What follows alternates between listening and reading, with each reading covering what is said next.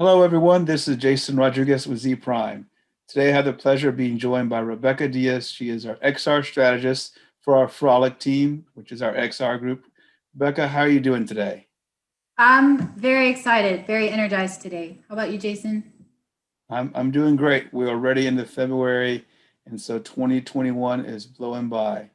I appreciate you coming on today to talk a little bit more about the work going on the Frolic team and some of the things you're seeing or changes you're seeing with at XR in 2021. But first, I have to start out because I hear you get asked this quite a bit.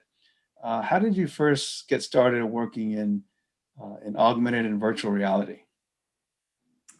Yes, so I had a very untraditional career path. I was actually on my way to owning and operating my own ballroom studio, and then kind of took this huge pivot in February 2017 when I co-founded Dance Virtual with my partner Jorge.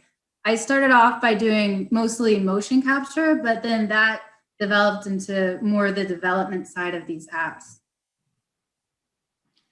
Fantastic. And moving on to a recent headline, Apple had really just announced that they are likely going to be releasing a mixed reality device. And there's been lots of talk of Apple entering this space for some time. Can you share your thoughts on how this might impact the XR industry?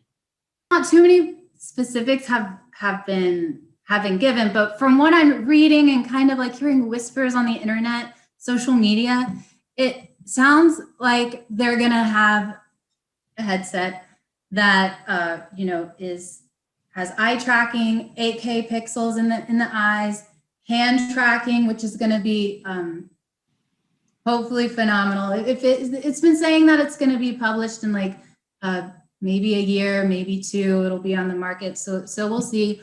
But I am a little skeptical because this 8K high def and mobile, I wonder how they're gonna piece it together, because that seems like a pretty tall order.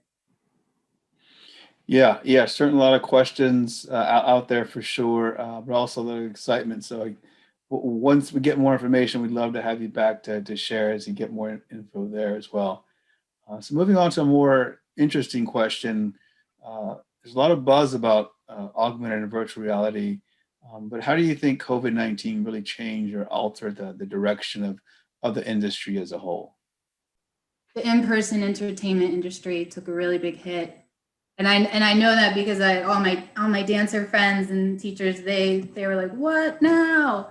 um and uh and so then people were going now in virtual reality and their headsets to interact with each other, and so they were getting some more of that physical stuff that just was missing after all the lockdowns and after the social distancing stuff took place.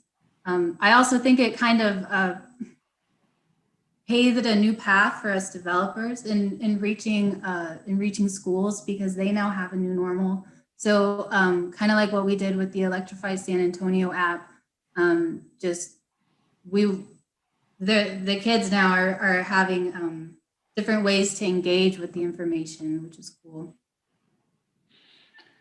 So looking forward, what are you seeing as, or continue to see as the biggest challenge into increasing the adoption and use of, uh, of augmented and virtual reality? Then so the technology evolving, I think, takes the longest part, and that's gonna be the biggest challenge. And so now we're excited about, right, what is Apple doing with their hand tracking, with their eye tracking. So you're I think everybody needs to be able to access it, whether it's my niece or my grandma. So I think just the evolution of the technology, it's almost at this point where it's going to take off, but I think we're just like maybe a year or two out. So yeah, you touched on this, and we're doing a lot of work in the communities here in San Antonio and Austin, and we'll be in several others across the nation soon. But why is it, do you think, that students are just so easily adapt and are really excited about using XR technologies? New generation of students, they were born exposed to things like phones and tablets and laptops, and they watch their parents tap and scroll, plug in and chat all day long. So they just kind of learned it even before, they were actually a student. Like my 3-year-old is already a pro at the mobile. Just this morning, we were flying around augmented reality. We were using augmented reality to fly a helicopter around my living room and just like trying to land it in different, sections of the rug, which was cool. So I think it's just, it's natural now. Well, Becca, thank you so much for coming on. We'll be on the lookout for more amazing work from the Frolic team in 2021. And thank you so much, and you have a great day. Thank you, Jason. I was glad to do it.